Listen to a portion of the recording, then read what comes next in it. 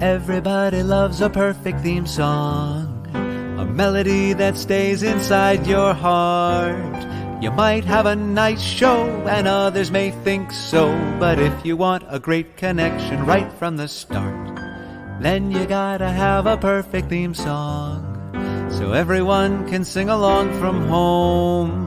And while they are singing, the ratings you'll bring in, all because the melody is stuck in their head.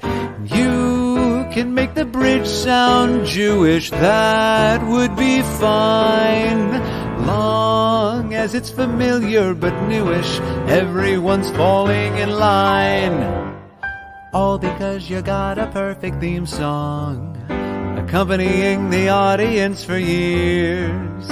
And when the show is over, it won't be the end, because the perfect theme song's a life-lasting friend. And speaking of friends, here's your host and MC, 'cause Mondays with Marcus is now a live stream.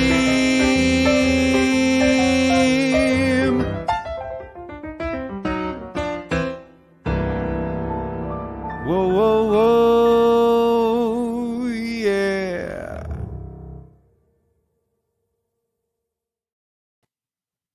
Hello, everyone, and welcome to another episode of Mondays with Marcus, a live stream of consciousness. I am your host, Marcus Goldhaber.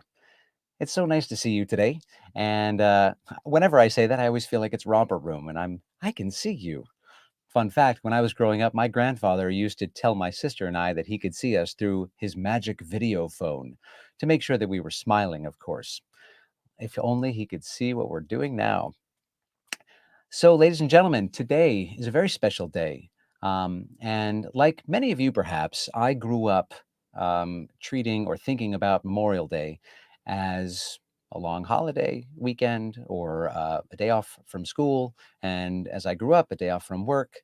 And it's become it's grown to mean a lot more to me.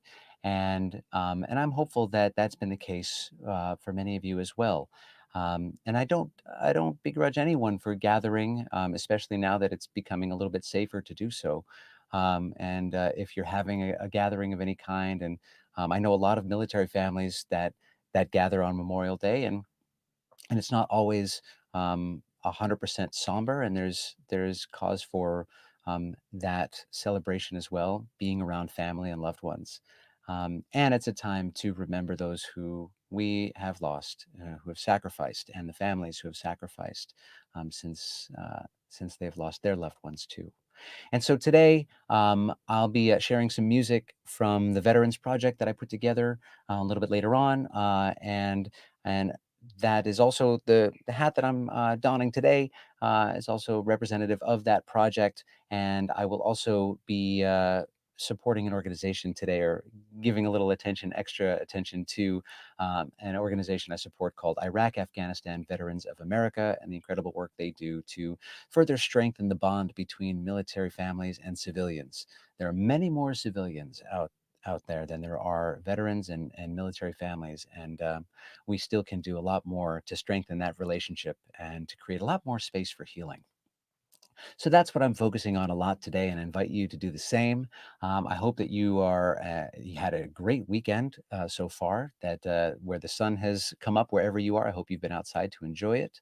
And I'm very grateful today for this as I come to this week. Now, Mondays have become such a highlight for my week, and a lot of it has to do with the connection that I'm able to establish with you at home or wherever you are, and also with my guests that I welcome each week. And this week's guest is a special guest, a special friend of mine, and an incredible inspiration.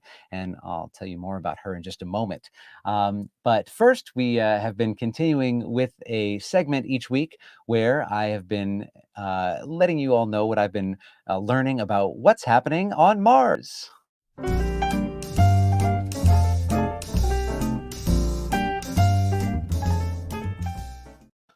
Now, if you're just tuning in for the first time here and you're thinking, this is random, why is this guy want to talk about Mars? Well, I happen to be, as the disclaimer noted, fascinated with outer space, as they call it. But we've made some incredible progress so far. And in past episodes, I have highlighted some of the progress that Ingenuity and Perseverance, the robot and helicopter, have made all remotely. I'm not gonna tell you what's going on the planet's surface right now because I'd like to celebrate a young woman named Alyssa Carson. And Alyssa Carson is I think she just turned 20, although we're going to put up some information in a second, or now actually, that says that she's 19 years old. So who is Alyssa Carson? This is what I want to tell you. She went to Space Camp 7 times, Space Academy 3 times, Robotics Academy once. And as it says, she's the youngest person in history to pass all NASA aerospace tests. And saving the best for last, she has and it's a likely potential to be the first human on Mars. And she's 20 years old. I am super inspired by Alyssa, and I think that she is someone that we all need to hold up and support and be so proud of for everything that she stands to accomplish in her lifetime and everything that she's accomplished so far. And so that for me is the newest and most exciting thing of what's going on with Mars. And we'll have to check in with Alyssa from time. Maybe I'll get her on the show. Wouldn't that be great if I could get Alyssa Carson to come in and tell us what it means for her to be on Mars? Well, I digress. I would like to introduce you to my fellow teammate here who helps make this all possible. Taking care of he's the commander of the knobs and buttons and all the sound you're hearing in the tech elements. Mr. Seth Asa is in the house. Please come on in and say hello. Hey, Marcus. Hello, Seth. Welcome back. Thank you very much. It's been an eventful couple of weeks. Yeah, how was the show? You were out of town working on a show. Indeed, I was at Portland Stage Company in Maine working on a production of Where We Stand by by virtue of I'm a sound designer in theater, so I was doing sound design there, Right. and also overseeing the sound for the streaming video that they put up so that folks don't have to actually attend in person if they don't feel comfortable. Every production now is going to have a live stream element to it, will it not? Indeed. I've built some interesting new skills this year dealing with video and learning all about some new software and putting together very, very complicated sound designs in video is very different than doing it in a three-dimensional room. Yeah, So 100%, very 100%. interesting. I think it may be an assumption that people have that if you're a techie, as they say in the biz, if you're a techie, then, oh yeah, well, adding a live stream, no problem. And all of the artists who have been, reinventing themselves in this way are getting a lot of the attention for, oh, what we've had to do. And it's been a lot, but it's been equally as challenging, again, like you just said, because it's a completely different language. Just It because is. It really is.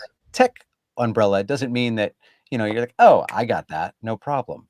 Well, in terms of sound, if I'm putting sound effects on stage and you're in the room, you hear them coming from very specific directions or they're all around you, and that doesn't translate to a stereo field on, say, a television. So oftentimes you have to mix the whole thing very differently, and sometimes sound effects don't work only work live and not on the video. So Well, it's just an interesting different type of design that I'm getting to do now. I mean, I'm super, super proud of the work that you've done. I know when we first started working together, it was new for both of us then.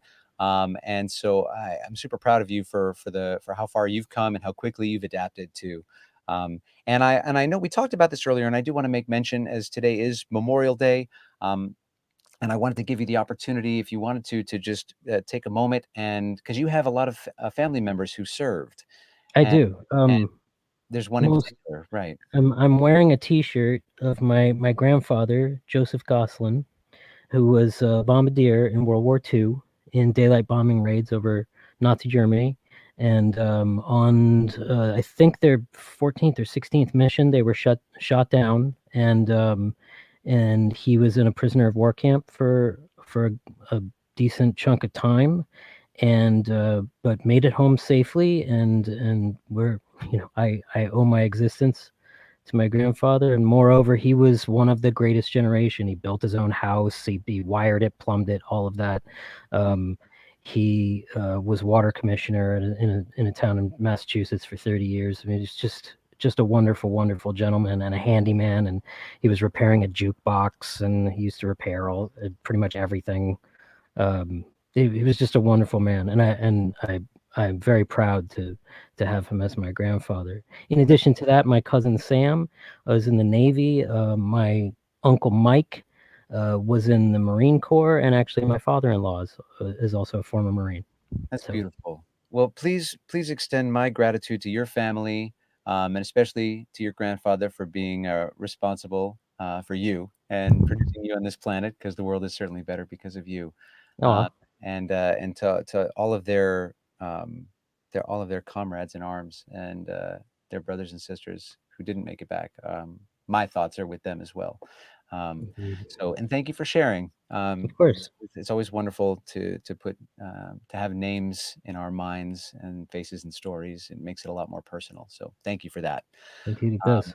Now, Seth, I would love to keep talking with you, but I do have to run because, and you know this, it's time for Name That Verse.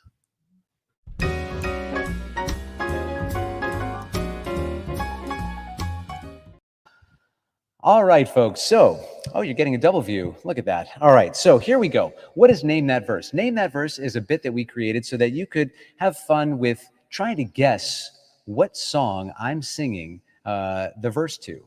So, I'm going to sing this intro that was usually included in back in the 20s, 30s, and 40s as part of incidental film music to get people into the more popularized section of a song. And then through the years, those verses never made it to the recordings. When all the popular singers of the day were recording, they just wanted to get right to the most familiar sounds, so they would sell more records, sell more sheet music, etc. I love these verses and included them in most of my shows for the past 20 years. And it's always a fun moment for folks who don't know exactly what song I'm about to sing.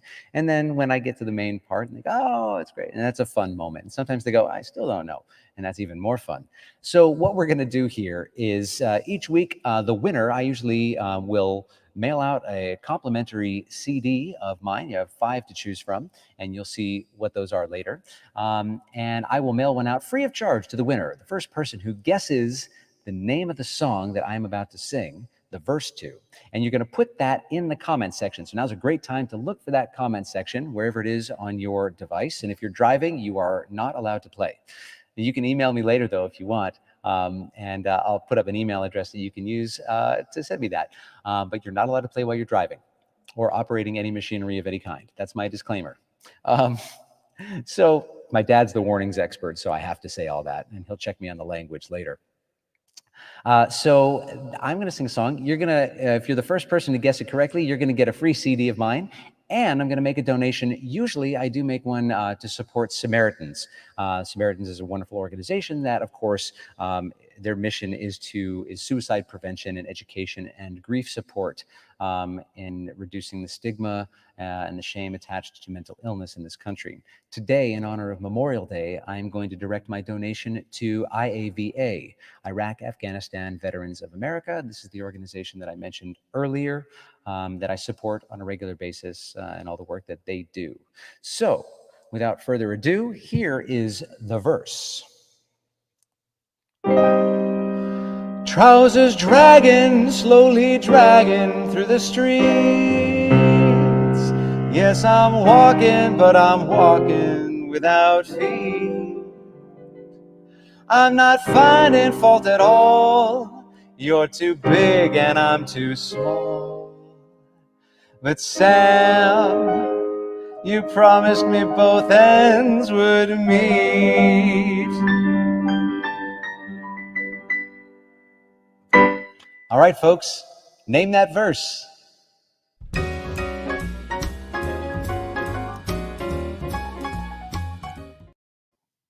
Okay, let's see. Now we'll see what guesses come up in that comment section, and I'm not going to announce who the winner is until we get to the second. Excuse me. That's got to be the first rule of hosting school. Never interrupt yourself with a sip of water. But you know what? Times were desperate, and that's what I had to do. So now that we've named that verse, or we're going to be playing Name That Verse. Whoa! Did anyone else feel that? Just kidding. That's what happens when you bump the camera. Hey, listen, Johnny Carson did it, so it's okay. Are you watching that, by the way? Are you watching the late night, the story of late night on CNN? Highly, highly recommend that. Um, They don't owe me anything. I don't owe them anything, but I think it's fantastic. That's a fantastic documentary. And in the spirit of hosting, how could I not love it? So, without further ado, I would like to introduce to you my next guest. She is an incredibly talented artist, a free spirit, a generous soul, and her accomplishments are much too long for us to get to all of them today. But I'm so thrilled to be able to share her energy and creativity with you. Um, as just a general rule, whenever I'm feeling down and lacking hope in the world, if the news can be pretty heavy, especially these days, or just if I'm just generally feeling down, it's someone like my next guest who will cheer me up and make the world seem hopeful again. Ladies and gentlemen, please put both of your hands together so we can hear them all throughout the internet for Miss Andrea Wolper. Hi. Hey, Andrea. Hi. That It's so nice intro to was see you. so much, too much, so lovely. Thank you. Wow. That is Thank how you, I Mark. feel. That's how I Thank you. feel about you. Thank you. Wow. Thank you for joining me. Thank you for being. You look fantastic. Thanks for asking me. Yeah, my pleasure. My pleasure. Um, so tell. Do you need a minute? I want to tell you, I had never heard that verse, but I had a feeling that I knew what it was from the first line but anyway, I think someone in your family got it. That may be, although that someone in my family tends to know all of these verses. He's kind of a ringer. And Um, I'll bet they know they have all your CDs. they do have all my CDs, and I'll tell you a little backstory quickly about that song. And this won't be a clue for anyone except for my family. But that song used to be in my audition repertoire when I was auditioning for colleges. And it was a fun tune, and my mom used to play the piano she played the piano for my auditions. Yeah, we're a Oh. family show, what can I say? Yeah, we're Um, Maryland. Mine is Maryland also. right, right, right. Oh, wow, we have to all do is your mom where's your mom? Is She's in she California. okay, well, listen, we're here on this device central here, so I'm sure we can get our Yeah. moms in the show, at some point. Um, well, anyway, we're here to talk about you. So Andrea Wolper, my goodness, there's so much to get into, but first, how are you? How are you doing? How are you experiencing life these days? I feel kind of like I'm on two tracks, as I think, in a way, I have throughout this whole bizarre last year and last several years, and now it's like a new different double track. I'm fine. I'm fine. I have my home. I'm healthy. I haven't gotten sick. And, I've been managing to do some gigs and a lot of teaching. The teaching has actually increased. So I'm fine. And at the same time, I feel like as things are starting to kind of open up again, like, I don't know, I feel uncertain and confused and like it's hard to Mm, make decisions about what to do. And I know I'm not the only one feeling that way because I've talked to some no. other people who are feeling the same You're way. talking to one right now. Yeah, It's yeah, I think we're allowed. We have to be allowed. We have to give yeah, ourselves and each other the permission and compassion to, be comfortable one day, be uncomfortable the next. There's no precedent absolutely. for how to No, emerge. right, We didn't have precedent before. right. We certainly don't have it now. And I feel like we adjust. I mean, I think for the most part, people adjusted pretty quickly to the shutdown, to everything kind of stopping. And now we're supposed to adjust to something else that we don't quite know what it is yet, right? Right. So it's interesting. It is interesting times to be alive. And I will this is a good segue because to me, I think you all right, so I didn't mention this in your opening. I probably should have led with this, that you're a songwriter, that you are an artist of so many different qualities. We're going to get to some of the newer stuff that you've been dabbling with and stepping into later on, but I want to highlight your songwriting and your poetry and your spoken word because to me, you have I mean, you're incredibly entertaining, but Thank you. when I'm at your shows or when I listen to your music, um, especially your original material, you're offering a commentary on our experience, on humanity, that Mm. not every artist who's creating their own piece does. They're sometimes they're writing about love, and they're writing about some a wistful emotion that they're experiencing personally, something they're going through.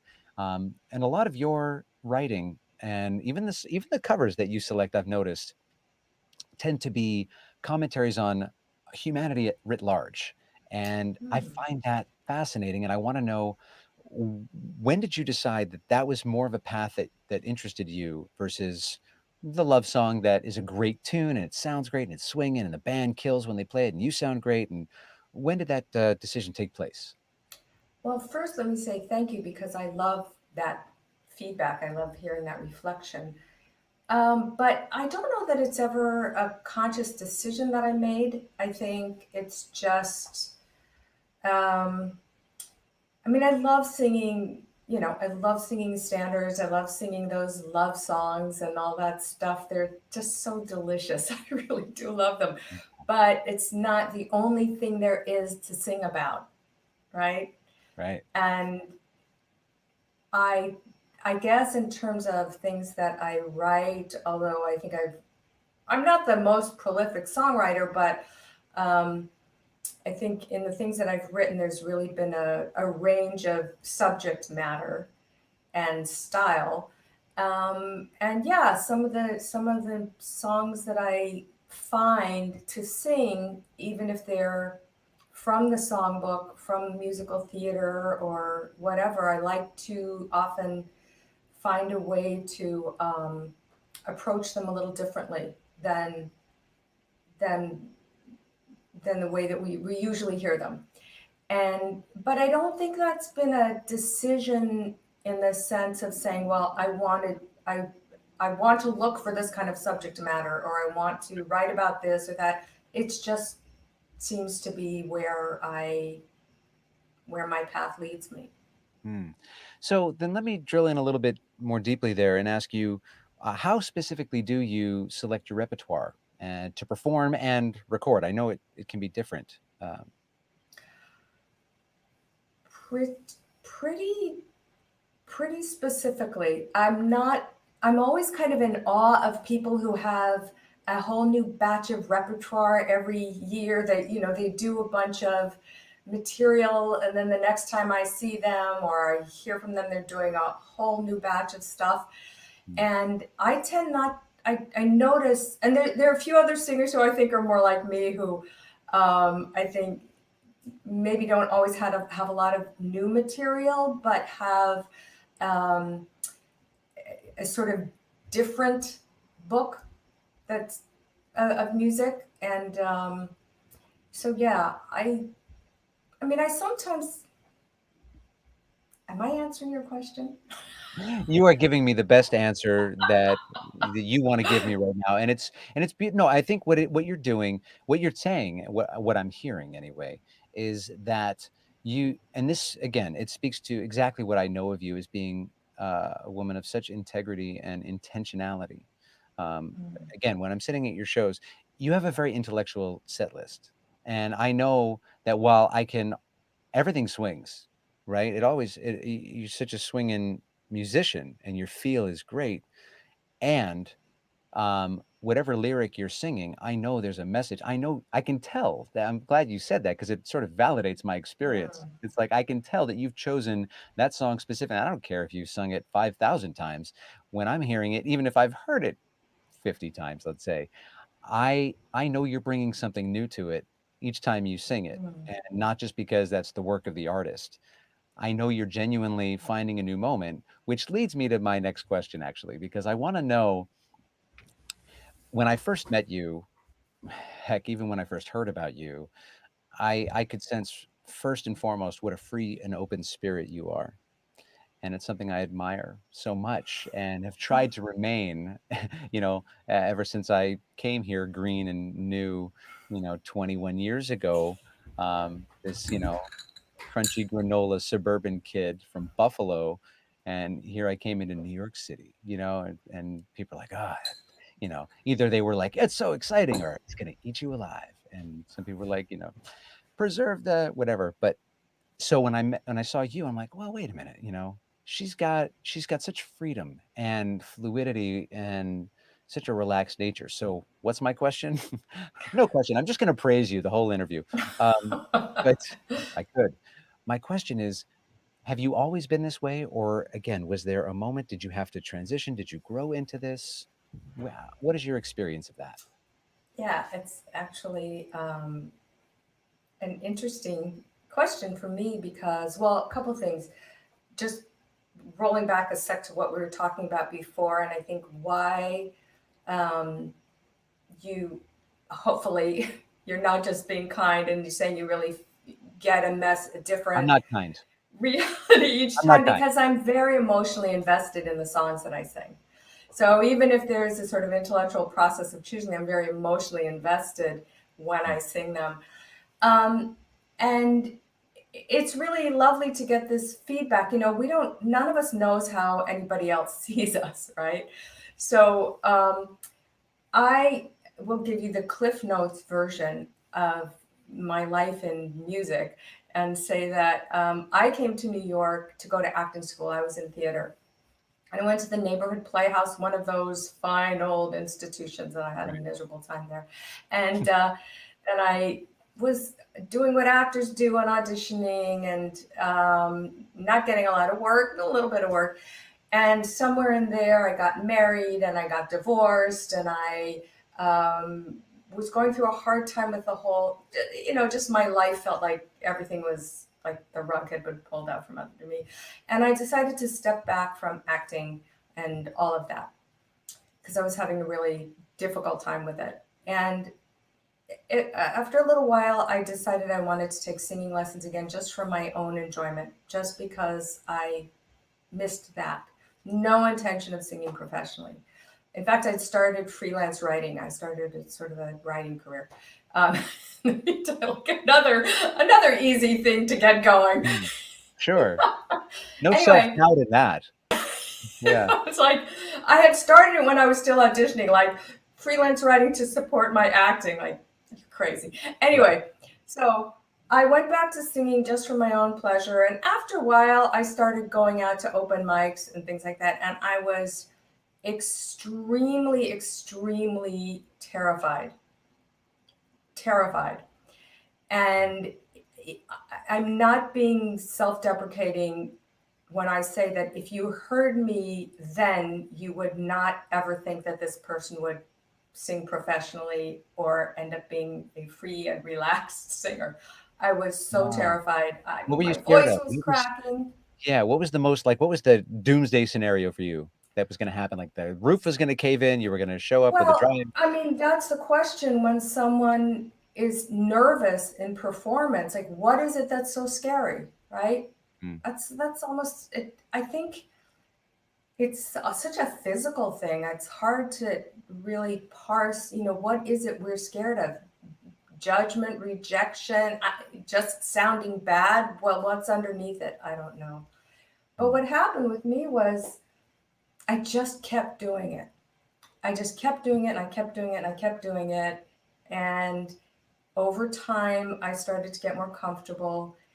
And I put myself in, and again, I don't know if this was a conscious choice or it was just the way that I put one foot in front of the other.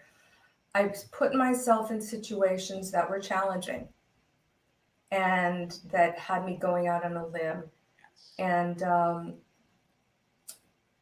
from the situations where I was, at that point, I'm talking about like 25 years ago, going to a jam session, being the only woman with a bunch of dudes at a jam session where they don't like singers or women, things like that, to eventually getting into exploring free improvisation, spontaneous free improvisation, So good at and that. things like that.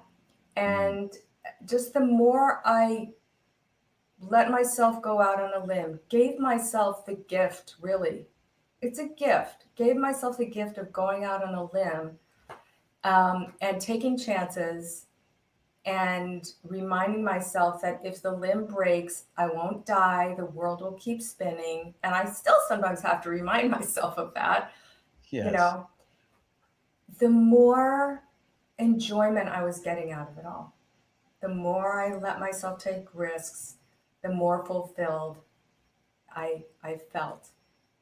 So that's kind of that may And have been longer than Cliff Notes, but no, that's, that's you listen, know, this is listen, I don't know if you noticed, the byline of the show is the tag is a live stream of consciousness for a there you reason. go. You know, And I this just is want to say, this is why I get a lot of students in workshops or privately who love to sing, but maybe don't, haven't been out there professionally or whatever. And I Mhm, love helping people like that because it's not coming from a place of abstraction for me. Like I've been there. I right. know what it's like to be scared or to feel like I don't know how to count off a tune or, or whatever it is And that you can also experience the impact of what drives you. So you can see in real time the impact that you're having on your students. And you mentioned earlier that first of all, I push back a little and say that,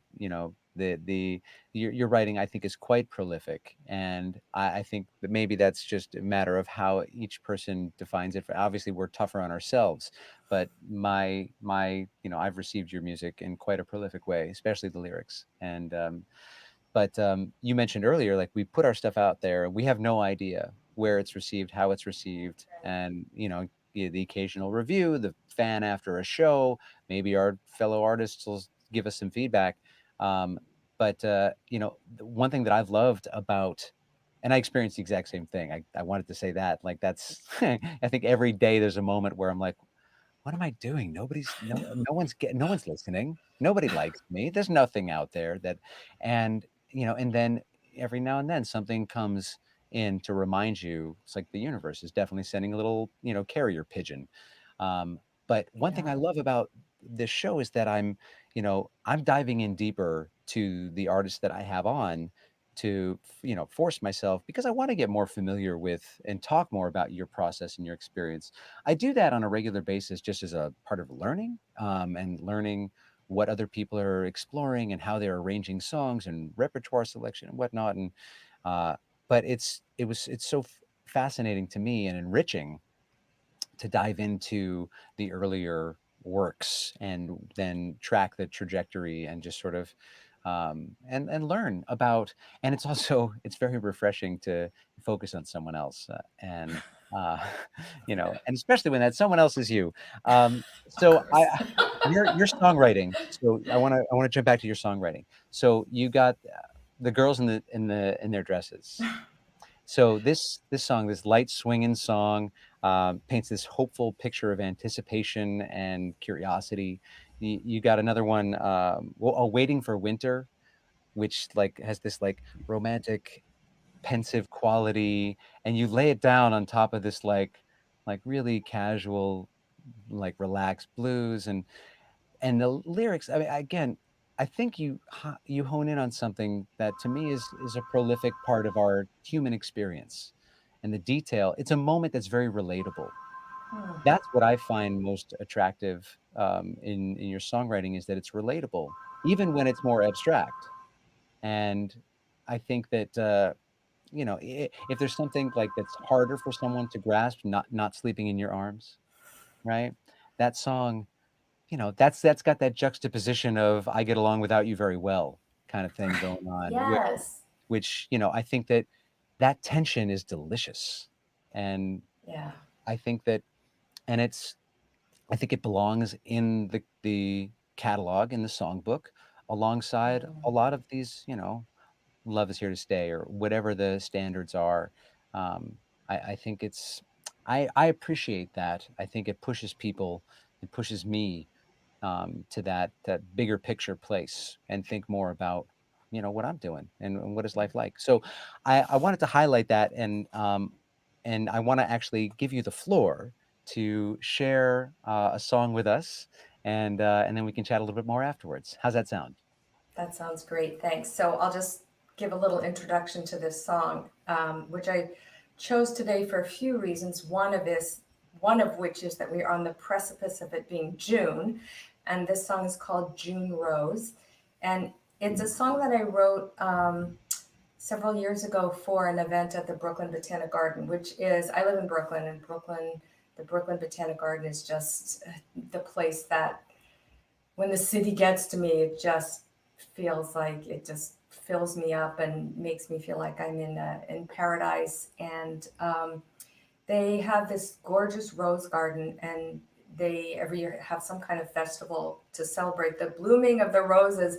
And they hired me some years ago to play in it and said, just can you do one song about roses? And I started researching, and there were so many songs about roses that I thought, well, I've just got to write one. So I gave myself assignment to write this song. Now I'm going to use this lovely mechanical device as background because now talk about nervous, my piano playing, it's pretty bad. So I don't want to play piano.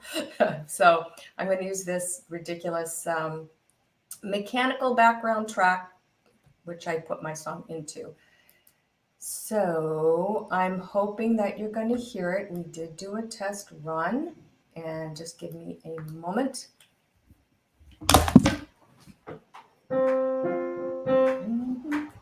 Okay.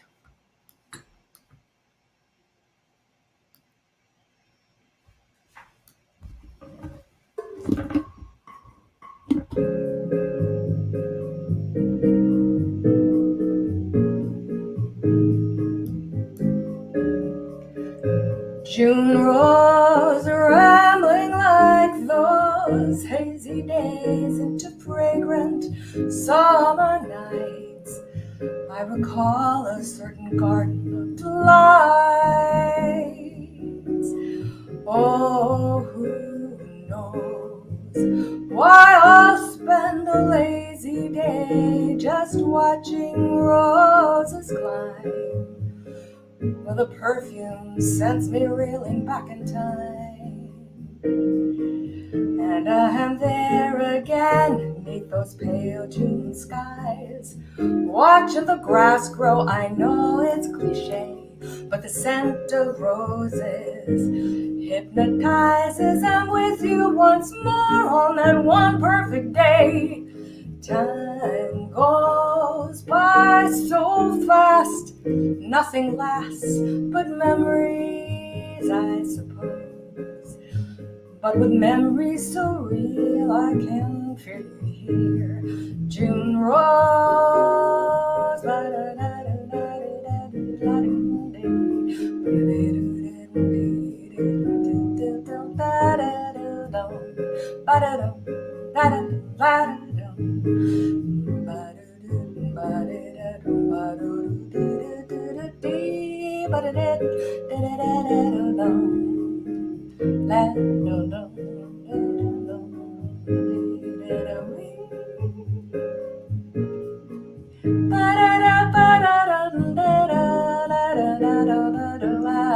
there again, neath those pale June skies, watching the grass grow. I know it's cliche, the scent of roses hypnotizes. I'm with you once more on that one perfect day.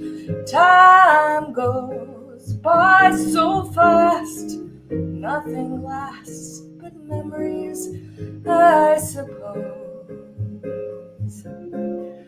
But with memories so real, I can feel you here. June rose.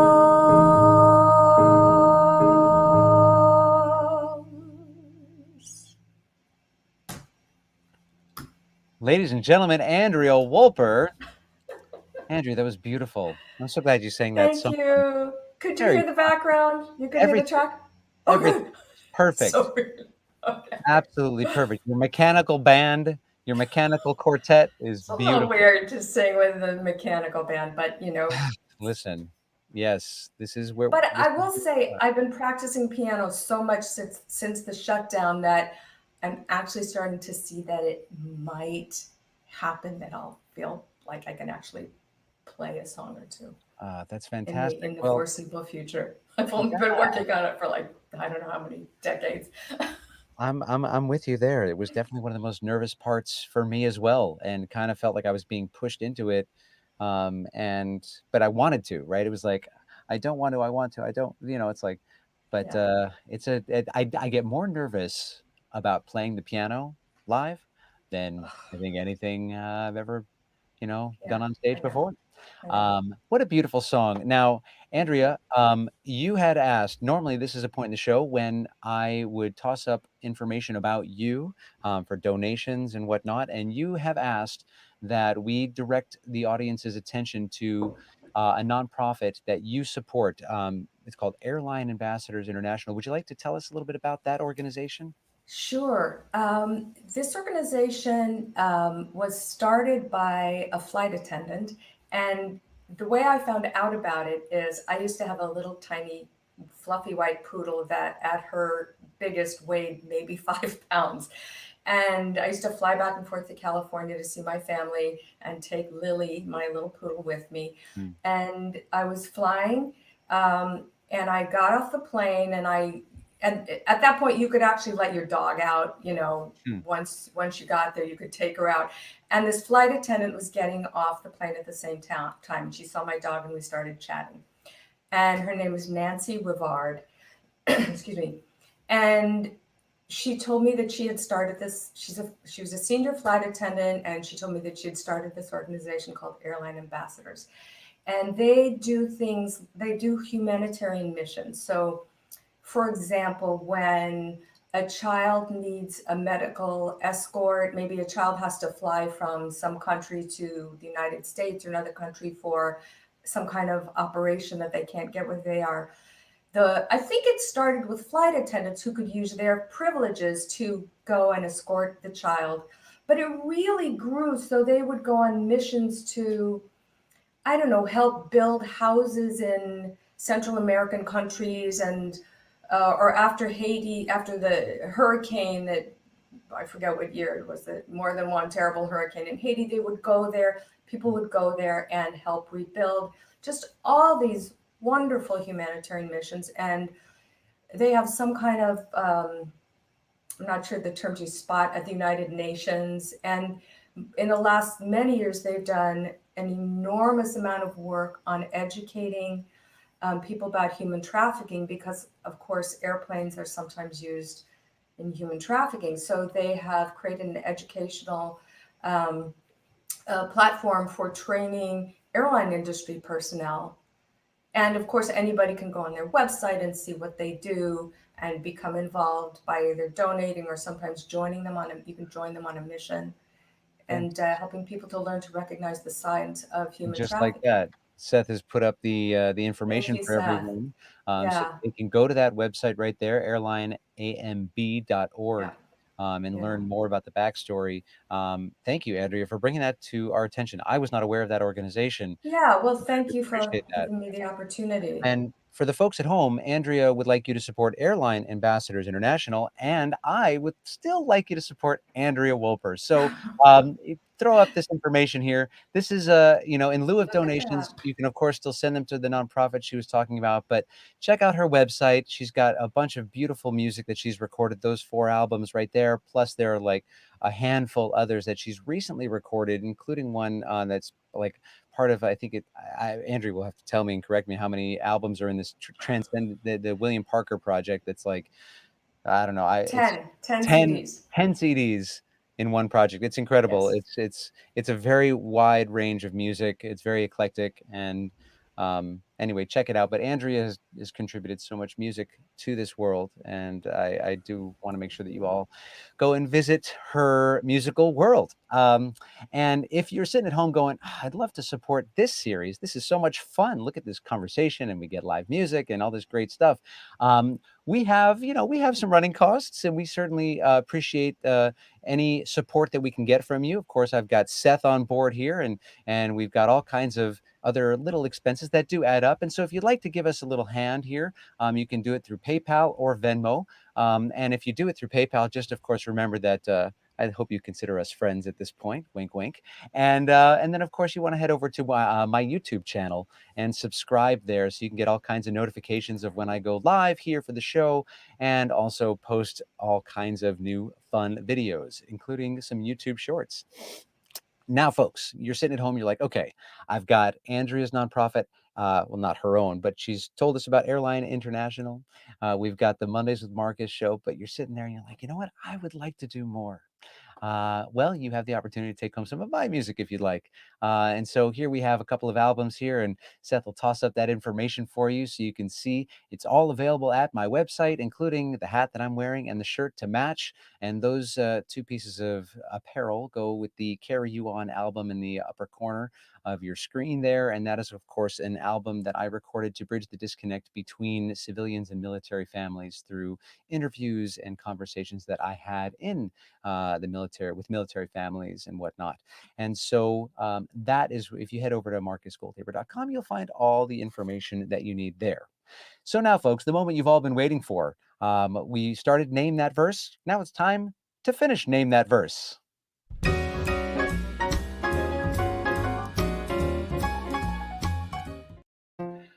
Okay, well, here we go. Let's see here. Now, where we last left off, it was trousers dragging, slowly dragging through the street. Yes, I'm walking, but I'm walking without feet. I'm not finding fault at all. You're too big and I'm too small. But Sam, you promised me both ends would meet. You made the coat and vest fit the best. You made the lining nice and strong. But Sam, you made the pants too long. You made the peak lapel look so swell. So who am I to say you're wrong? But Sam, you made the pants too long. Now they got a belt and they got suspenders. So what could they lose? But what good are belts and what good suspenders? When the pants are hanging over the shoes, I got a cold winter breeze blowing up and down my knees. My belt is where my tie belongs. 'Cause Sam, you made the pants too long.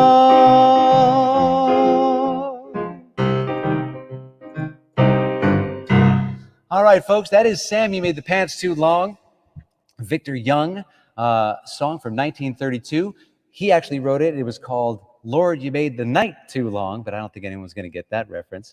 And then Milton Berle came along in the 1940, I believe, and put the parody lyrics to it of Sam, You Made the Pants Too Long. Fun fact about Sam, You Made the Pants Too Long, in addition to the fact that I used to use it as an audition song for college, I recently found out that one of the recordings was made by a barbershop quartet known as the Buffalo Bills. Now, the Buffalo Bills, I know you're thinking, is a football team, and it is. However, it was also a barbershop quartet, and they toured around Buffalo and toured around the world. And they were featured in a little-known musical called The Music Man, singing "Good Night, Ladies," and "Light a Rose." And that's what you can take with you. So as far as winners are concerned, it looks like Andrea was correct. It is my dad who guessed it, but he has every album that I've ever recorded and some that I probably haven't recorded.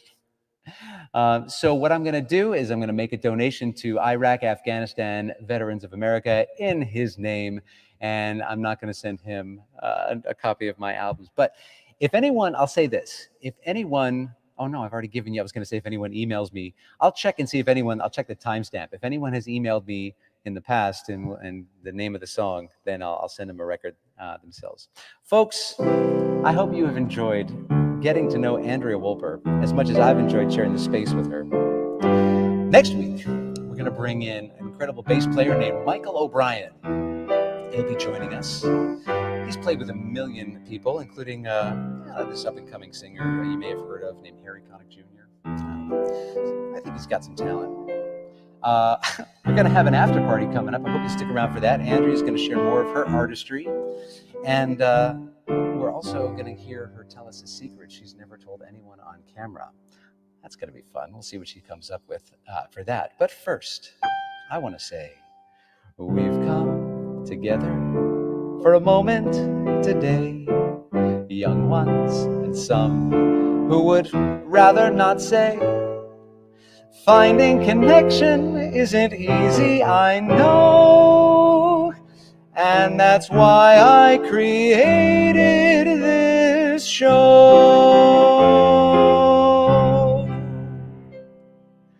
See you next week, folks, unless you stick around for the after party.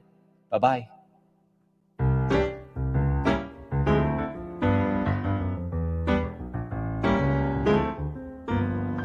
Everybody loves a perfect theme song, a melody that stays inside your heart. You might have a nice show and others may think so, but if you want a great connection right from the start, then you gotta have a perfect theme song, so everyone can sing along from home. And while they are singing, the ratings you'll bring in, all because the melody is stuck in their head.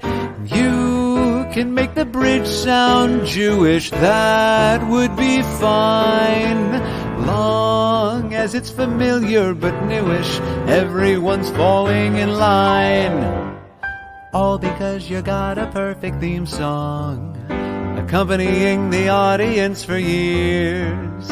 And when the show is over, it won't be the end, because the perfect theme song's a life-lasting friend. And speaking of friends, he's your host and MC, 'cause Mondays with Marcus is now a live stream.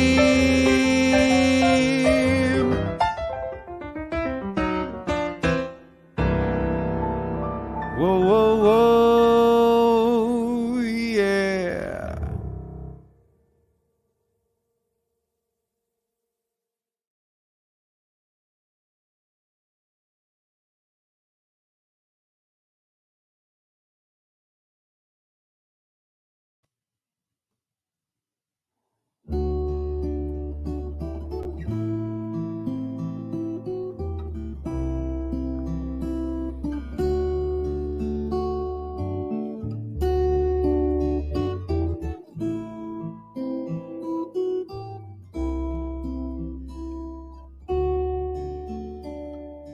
One early Sunday morning, after a night of not much sleep, Cassandra sat beside her window pane.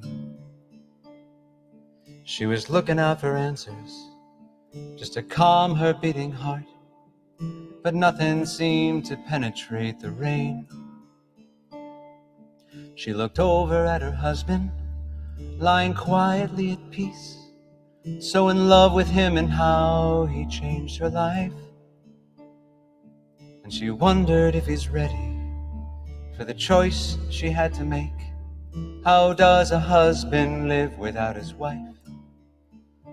Cassandra knows when her plane departs, she'll look back upon a trail of broken hearts. But however the sadness grows, Cassandra knows.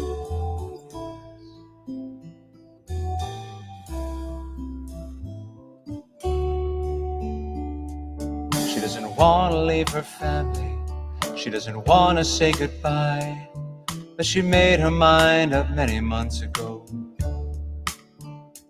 'Cause when they came on 9/11 and destroyed so many lives, Cassandra found the strength to go and join the Corps.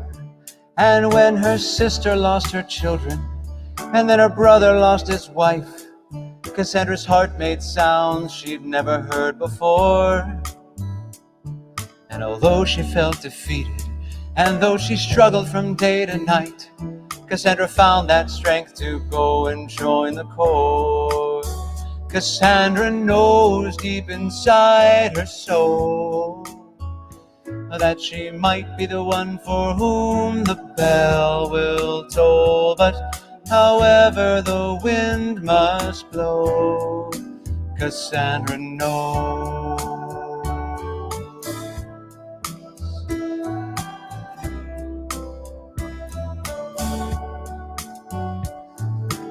Oh, Cassandra, oh, Cassandra, oh, Cassandra, oh.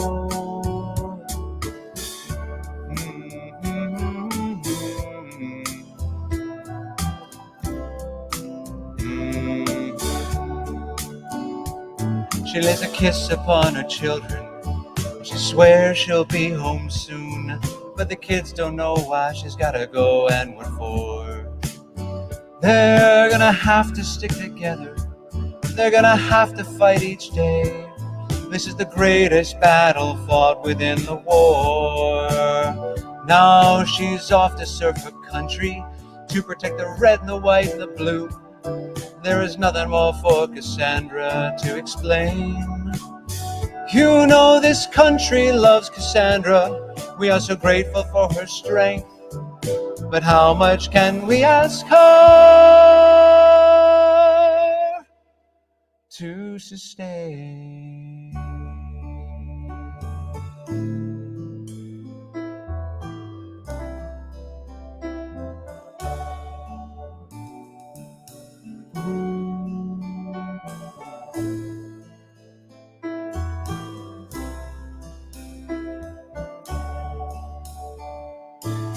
Oh, Cassandra, oh, Cassandra, oh, Cassandra, oh.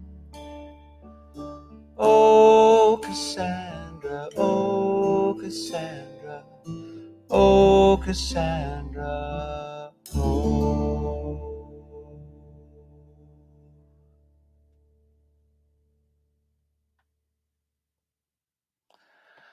Well, folks, welcome back to the after party. There's no reverb in after parties. That was a song called Cassandra Knows that I wrote for an album called Carry You On that I mentioned earlier and have right here for you. This album here recorded with the generous help and love and support from you all, from the community around me and throughout the country and the world. We did a campaign through Kickstarter and we were able to raise a lot of money to record the album and tour on it and all kinds of collateral. And we donate half of the proceeds of this album, the sales of this physical album, to Iraq, Afghanistan Veterans of America as well. So we like to strengthen that relationship through the sales of the record. And we hope you check that out as well. It's all, again, original music on that album that I wrote based on conversations I had with family members and veterans in the military community. It's my hope to strengthen that relationship and, as we say, part of the project, to bridge the gap. So that is Cassandra Knows. And now, normally when we're having an after party, we'd be having it at a beautiful little speakeasy called Room 623. I talk about it each week because it is near and dear to my heart. And it's a speakeasy jazz club that I launched back in 2019. And we almost made it to the 1 year mark, but at month 11, we had to shut down due to the pandemic. We have maintained that we will reopen. And so that is exciting news. I don't know exactly when, but I think you can look at the end of the summer and the early fall. That is a snapshot of what the club looks like and looked like on any given night. Just a little taste of the positive healing energy that was just pouring out of the space. Of course, our website is there and a little PayPal link if you'd like to send some money over to Room 623 to make sure we can get all the preparations in place that we need to make sure we open safely. And speaking of Room 623, we have our guest today who has performed at Room 623 many a time, and she's stuck around. I'd like you to please welcome back to the after party, Miss Andrea Wolper. Hello, Andrea. Oh man, that's Marcus. Cassandra Knows. Wow. I mean, I know about this project. This whole project of yours is like, you're amazing. You really are. So, I mean, let's turn the tables. I want to interview you now. Oh, I would love to. Like, you know what? Like Carson did when he got hip and he got really famous. He brought in like guest interviewers. So maybe we'll have you, host this, or maybe you'll do your own, similar to your Why Not thing, and you'll curate something Yeah. online. And I I would love actually, to. I actually did that with, I don't know if you know who Jason Crane is, but he does a podcast where he interviews musicians. And this was about, I don't know how many years ago now. I said, you know what? You need to be interviewed. And so he let me sort of take over one of his episodes and interview him. So That's great. Well, if you weren't so amazing, I would definitely let you take over, but there's more I want to get to in this short amount of time. We'll just have to have you back. How about that? All right. We'll have you back, and I would love to dive in. And anytime I'm in conversation with you, it always makes me feel better. I want to let the folks know something just off the offset that they may not know about you, and you alluded to this before, and I did a little bit more digging. So you just teased out to me in passing one time that you have a black belt in karate. And and that's got a lot of shock value and whatnot for, and fun, obvious reasons and whatnot. But knowing again who you are, I know that this was, it made sense to me. And so I went in and I studied a little bit and I did a little bit of research. And I want to get this right. So you don't just study karate, blank, whatever, like karate.com, and you found something online and you got your certificate. No, you study a very specific type of karate called Shotokan. Is that correct? Yes, that is Okay. correct. Now, Shotokan karate founder is Gichin Funakoshi. Is that correct? Okay. Yes. So listen. When Andrea Wolper comes on your show, you got to make sure you know what you're talking about. And so I found it fascinating. I took a little bit of a deep dive, and I will admit I did fan out a little because when I was reading up on Gichin, he's from Okinawa, and like in the first sentence, I was like, wait a minute. Is she studying under, is this Miyagi? And I had a little moment, just a little fan moment. And then I had to retract my, whatever that is and be like, no, let's go serious and learn about this guy and his precepts and all the maxims and whatnot. And so I have something I do want to read because I don't want to get this incorrect here. But his theory and his style of karate is based on a lot of different, like I said, precepts and maxims and rules. And something I read, it said, the ultimate aim of karate lies not in victory or defeat, but in the perfection of the character of the participant. And I was like, I read that and I was like, oh, so Andrea Wolper, yeah, I get that. It makes so much sense. And it made me think about songwriting, the whole process, and how we can often get sidetracked or chasing after this song has to be a certain thing, and it takes us off track of the process of songwriting, and and just letting whatever song we're writing be whatever it is, and then if it's not perfect, move on to the next one, just keep writing and focusing on, as Gichin says, the participants. So one of my questions about this is how has studying Shotokan karate influenced your artistic life? Wow, that's an interesting question. And I've never been asked that question, and I'm not sure I know what the answer is. I might have to think about it for a while. But to the point that you were saying about the character, at the beginning of every class, there's something that you say, seek perfection of character, be faithful, respect others, and refrain from violent behavior. So, it's not about the movies where you see it's about, going out and getting into fights at all. It really is an intense discipline. And what I can say is that I did this for very intensely for a certain number of years. And then the more I started getting into gigging and stuff like that, and the classes were at night and music was at night, and I stepped away from studying karate and focused more on music. But there was a real similarity for me in jazz and improvised music, because you do all this work to learn the craft, the skill, the technique. You do all that, and then you go out there and you kind of forget about it, right? In other words, if you are in karate, if you're doing kumite, which is sparring, you want to be very present in the moment. You're not thinking about the 100 kicks in a row that you did to learn how to kick, right? Time and time and time again. You just want to be there. Every time I'm kicking, that's what I say. Whenever I'm kicking, you want to be, instead of like you did in the classroom, you did, just like thousands of these or 1,000 punches. but thousands and thousands. But then when you're in that moment, you want to just be present and respond with the skills that you have trained yourself to call upon. And so I feel like improvisation is kind of whether it's the way you improvise in presenting a lyric, or whether you're scat singing or doing free improvisation or whatever kind of improvisation we do under this big umbrella we call jazz. To me, it's similar. You do all this work to prepare, to train yourself to learn. And then once you're doing it, you just kind of want to be there with it in the moment and responsive to what's happening right then and there. Wow. It makes total sense. And again, it's very, and if you're listening, go check out Shotokan Karate and look at the principles behind it. And I was going to actually read that as well. I'm glad you said it, that what is recited at the beginning of every class. Again, I read that and thought of you, but it must really help with staying present, and that's so important. What song or what album was it that drove you to jazz, if any? There were a couple of, well, it's hard to say, but the story that I usually tell is that when I went off to college, I borrowed 3 of my parents' records, and they're still here all these years later.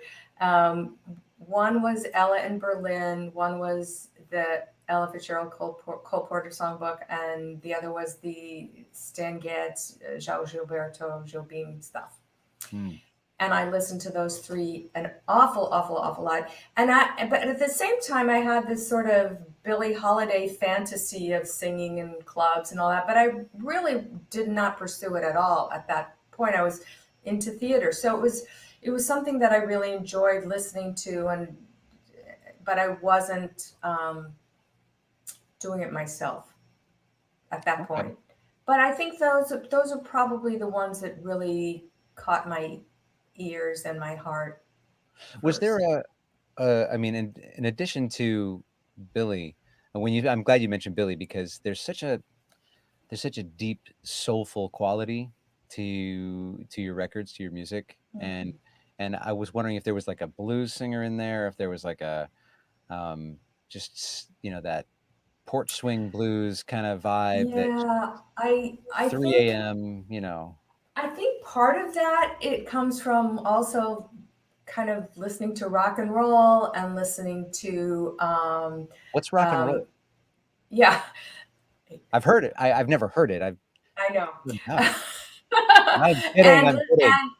I went through periods of my life where I was into, rock and roll and Motown and R&B. And so I think the bluesy stuff kind of got absorbed through some of that. And then I also went through a deep Dinah Washington period where it was There we go. Yeah. I had a cassette tape, a Dinah Washington cassette tape. Look, this is a cassette tape. That means cassette tape. I'm grateful that I know what a cassette tape is. Are you kidding? I'm grateful I know that life without the internet. I know what a phone cord is. I know what a busy signal is. These are things that kids today don't know. I'm glad. I'm grateful. So I listened to that Dinah Washington tape just, kind of nonstop for a while. And then when they came out with the players that you could autoplay, where you didn't have to turn it over, it did it automatically. I don't think I ever had one of those. I still have it. You can come over and we can listen if you want. Yeah, I have cassettes. You can. I probably still have that tape somewhere. So Andrea, let's talk about your poetry and Andrea Wolper, the journalist. You mentioned creative writing, and if this is starting to sound a little too James Lipton for you, please let me know. Tell me your childhood. No, but like someone's gonna jump out of here. Right, exactly. This is my little work from home. I teach here. I love it. Do all my live stream interviews, all my many live stream interviews. Listen, right? That's where we're headed. Oh yeah, how many live streams have you done? Used to be. Oh, which clubs have you played? I played the. Oh, well, I've done so and so. I've been on Mondays with Marcus. Hey, now you've arrived. So, do you approach creative writing, how differently? I mean, I'm sure you do, but I'll let you tell us. What's the difference between how you approach your creative writing and your journalism, and how you approach songwriting? I suppose that maybe poetry is closer to songwriting, and the more journalistic stuff that I've done is not so much. Mm, Um, but some of the stuff that I've written, some of the music that I've written, and I think it might be things that you haven't even heard. I haven't recorded so much of it, or maybe an occasional piece in it that I perform, mm, does connect to more like text, where I'll take some kind of text and create a musical framework for this text, like something from the news that I read in the newspaper, and I'll mm. write some music in which to present this thing that I read in the newspaper. Things The like reason I that. the reason I ask is because you've got this great column that I think you're still doing with Tessa Suter, great singer songwriter extraordinaire.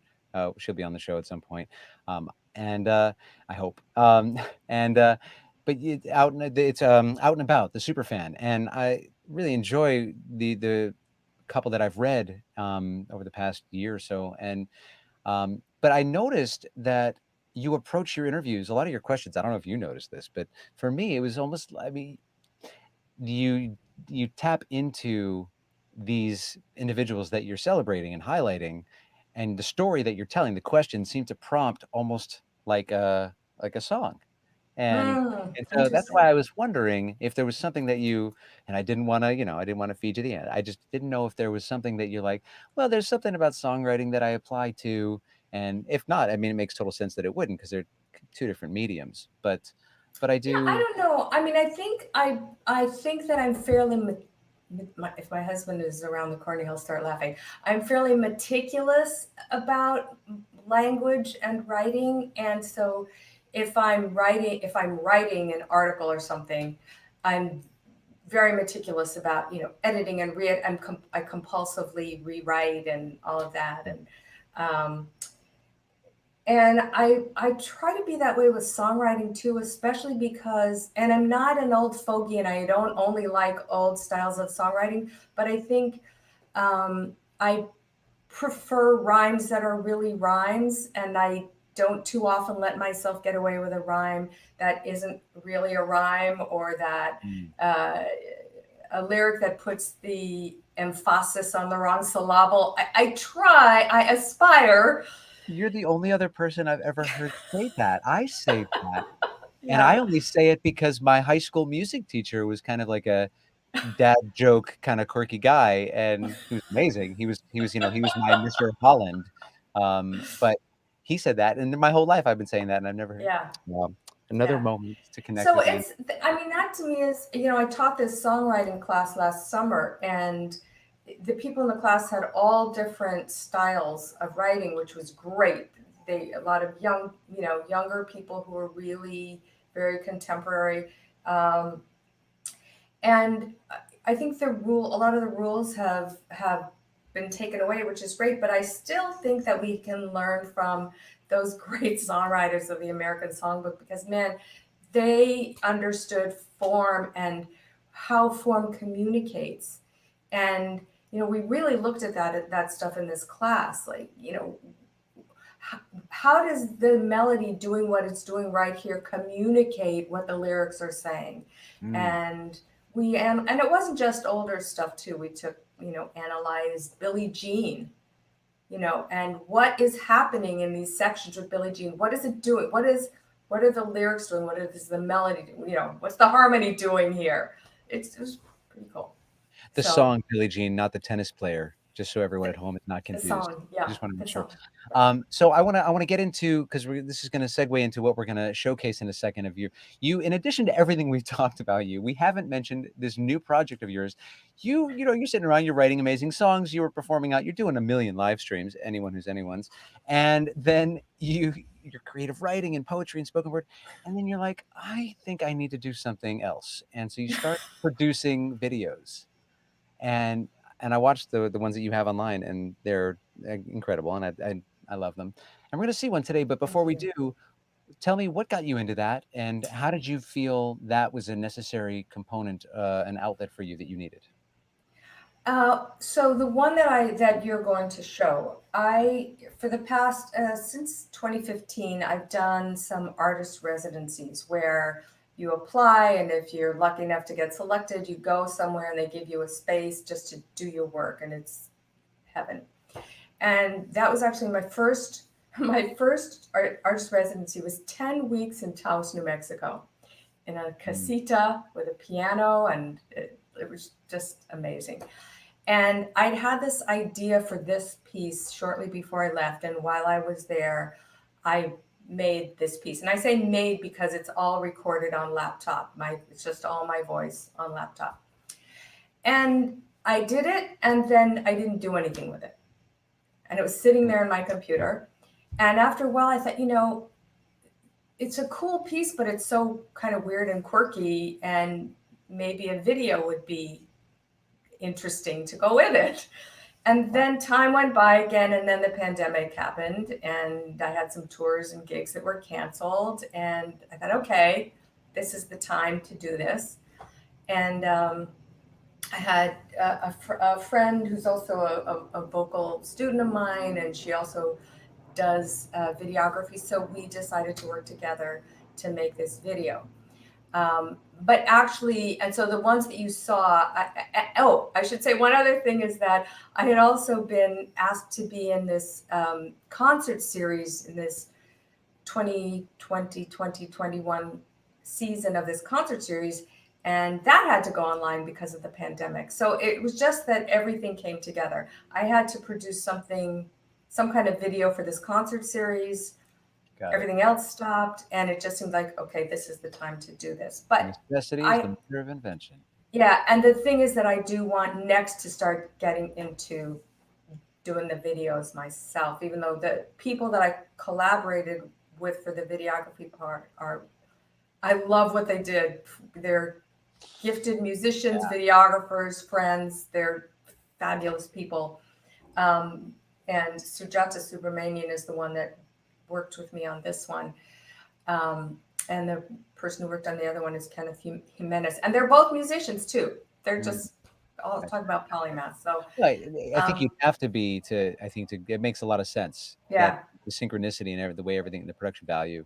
Yeah. Fantastic. So let's show this. Seth, if you wouldn't mind, please let's put up, this is Walk Wait by Andrea Wolper. Do do do do do do do. Do do do do do do do do do do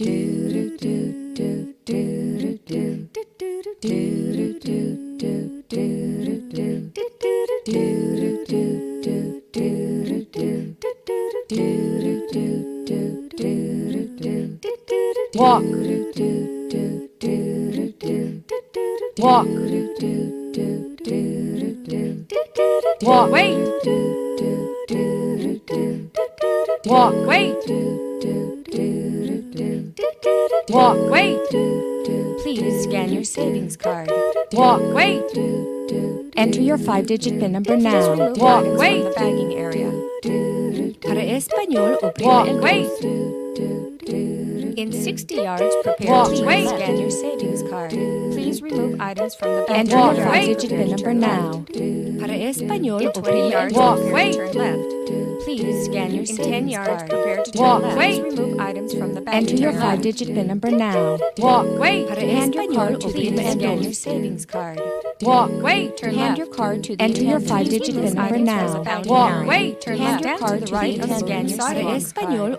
Walk. Wait. Turn hand your card to the right. Enter your 5-digit PIN number now. Walk. Wait. Turn hand your card to the right and scan your savings card. Turn left. Walk. Wait. Turn hand your card to the right and enter your 5-digit PIN number now. Walk. Wait. Turn hand your card to the right. I'm sorry, I can't understand what you said. Wait, hang up and try again. Enter your 5-digit PIN number now. Walk. Wait, please hang up and try again. Enter your your 5-digit PIN number now. Hand your card to the Enter your 5-digit PIN number now. Down to the right. Hang up and try again. Enter your 5-digit PIN number now. Hang up and try again. Hang up to the right. Enter your 5-digit PIN number now. Hang up and try again. Hang up and try again. Hand up to the right. Enter your 5-digit PIN number now. Hang up and try again. Savings card. Hang up and try again. Turn left. Enter your 5-digit PIN number now. Turn left. Turn left. Turn left. Turn left.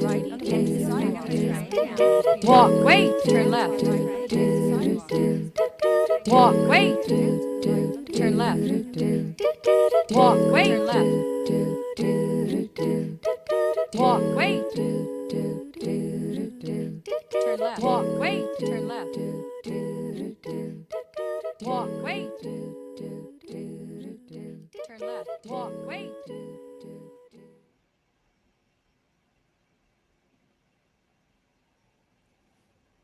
Andrea, that's fantastic. That's incredible. Bravo. Really fantastic work. You should be so proud of that. I think it's, I mean, everything that you just described is all there and so much more. So thank you for sharing that with me so I could share it on the show here today. And I look forward to so many more of these types of projects, especially when you take this medium and expand it into, I don't know, maybe music videos or whatever you are able to come up with. Andrea, we are getting towards the end here, where I need to ask you to share a secret with us that you've never shared with anyone before on camera. I don't think I have ever shared this. It's not really a secret. I think it's just one of these things that people wouldn't know, which is that Stevie Wonder once sat in with me. That's fantastic. That, I don't care if that's a secret or not. That qualifies. Thank you for sharing that. Oh my gosh, that he sat in with you. So I had a gig at this place, I think it was called Firehouse 47 in Chelsea. It was one of these places, I think in the 90s, where, it's like a big restaurant scene, right? And they'd hire bands and you'd start playing at like 10 o'clock at night. And it was just, celebrities would go there. It was just a huge, popular place. And my band was playing, nobody listens. It's background music, but it's just part of the scene. And one night we're playing, I remember what we were doing. We were doing that song, Imagination is Crazy, that song. And suddenly one of the people who was sitting nearby gets up and starts playing harmonica, and the whole place got quiet. I'm sure. Wow. That's fantastic. What a great story. And I held myself together, and then we packed up, gig ended, we packed up, one of the musicians was giving me a ride home. I got in the car and I just fell apart. Yeah, I'm sure you did. That's amazing. Wow. And so I'm sure you keep in touch, and he sits in on all your gigs now, and you probably have to be like, actually, he's right over there on the sofa. You can't say, hey, Steve. Yeah, exactly. He's like, how about now? Can I come in now? How about now? He's a groupie. It's kind of annoying, but it's Stevie. So you're like, okay. Wow. Fantastic. All right, Andrea, we have prepared for you a very special lightning round that we're going to get to in a second. Before we do, I want to toss up your website one more time, because I do want people to support you. So we're going to toss up your website here so people go there and they can get links to the video we just saw, and they can view it and the other videos that you've made as well. Make sure to sign up on Andrea's mailing list and follow her on social media as well. Once again, let's toss up the nonprofit that she's supporting here, Airline Ambassadors International. Please go and support them as well. And then now, without further ado, Andrea, are you ready? I don't know if I'm ready, but hit on me. Your very own lightning round.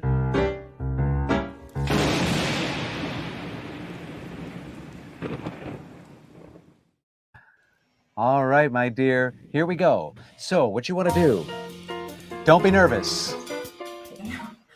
That's for ambiance and effect.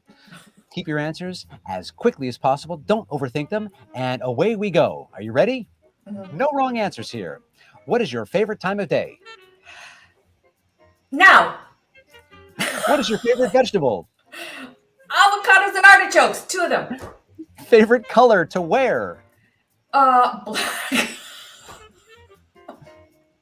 Black. Oh, you said black. I didn't hear you. Yeah. Okay. Favorite 80s power ballad? None. Hate. Okay. Yeah. Mm. Okay. No power ballads. Which is worse, snakes or spiders? Oh God, spiders. Okay, good to Phobia. know. We'll find out why later. What is the best post-karate snack? Well, for most people, beer. I'm not a beer drinker, but most people would say beer. Well, it is your lightning round, I so how about know. what's your favorite snack? How about Manhattan? What did you say? Snack Manhattan. I love it, a Manhattan. Andrea, what is your superpower? My superpower. Yeah. I'm really annoying. I can nag people to like. I can really like. Got it. I'm yeah. Okay, if I'm ever in a bind, I'm calling you to nag someone. All right, I'm going to hand you a ticket to anywhere in the world. Where would you go? Right now, I would go to see my mom. What's that? Right now, it would be that I'd go see my mom. You know, we're trying this background music for the first time today, and I think I've got it too loud for me to hear you, but that's all right. That's why it's a live stream of consciousness. All right, lightning round continues. Ticket to anywhere. Where would you go? I'd go see my mom. Oh, beautiful. California. I love it. Okay. Are they called sprinkles or jimmies? Sprinkles. Nice. Okay. If you had ultimate power, which I'm sure you do, what's the first thing you would do? If I had ultimate power, what's the first thing I would do? Now I'm stumped. I would. I don't know. Next question. All right. Last one here. What is your favorite TV show theme song? Everybody loves to have a theme song. And you win. Congratulations. You won this round, this lightning round here at Mondays with Marcus. Andrea, you survived. It's so funny to me. People get so, it's great. I love it. It's very fun. Thank you. You've been such a great guest today. Thank you so much. Thank you. I really appreciate this. And I think I've now realized technically why you got so soft. We'll fix that for the next one for all you lightning round addicts at home who are following. I promise we won't have that problem. But it probably wasn't a problem for any of you. It was only a problem for me. Andrea Wolper, today you are my grateful moment. Thank you for coming on.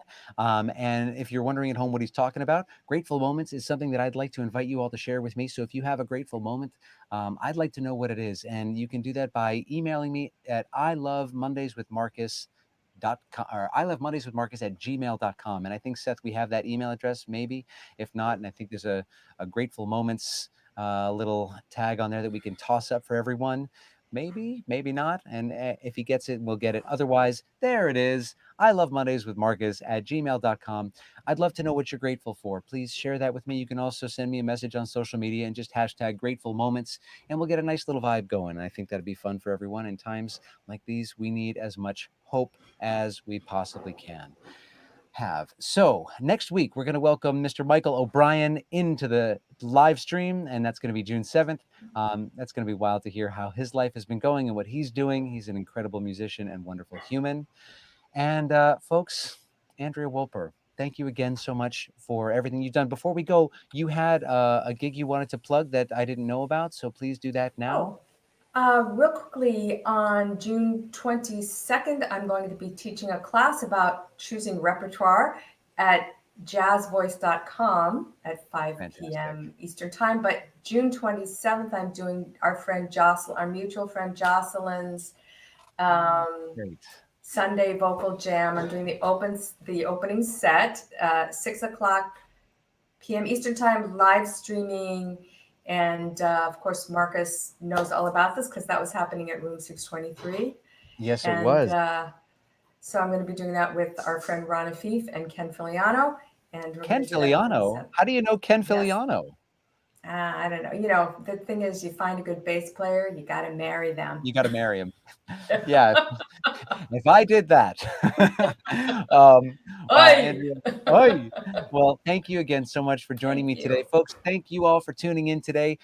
Just a little look ahead. We are going to be becoming a podcast pretty soon, so you'll be able to also simultaneously or listen to us if you don't want to watch, or if you're driving or whatnot, and you can multitask and listen to us as a podcast. And I'll let you know when we're live on Apple Podcast and whatnot. But for right now, we are live so far the first 8 episodes, and soon to be this 9th episode on Podbean. So if you have Podbean, you want to go over there, you can find all our archived episodes, and otherwise you can find our archived episodes on my YouTube channel. And we are also going to be launching a mondayswithmarcus.com website, so you'll be able to get all the archived footage there as well. Folks, thank you again so much for tuning in today. We are keeping all of our lost military service members in our hearts today on Memorial Day, sending a special bag of strength out to all those military families who have lost someone. We're thinking of you today. And to everyone in the world, wherever you are, I hope you stay safe, stay compassionate, and stay engaged. Have a wonderful week. We'll see you next Monday. Bye-bye.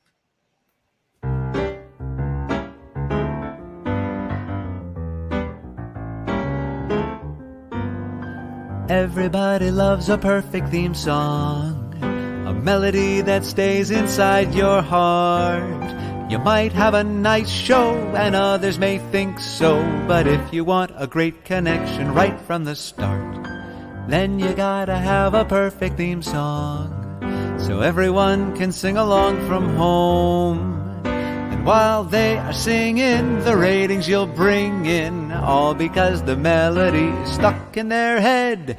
You can make the bridge sound Jewish, that would be fine, long as it's familiar but newish. Everyone's falling in line, all because you got a perfect theme song, accompanying the audience for years. And when the show is over, it won't be the end, because the perfect theme song's a life-lasting friend. And speaking of friends, he's your host and MC, 'cause Mondays with Marcus is now a live stream.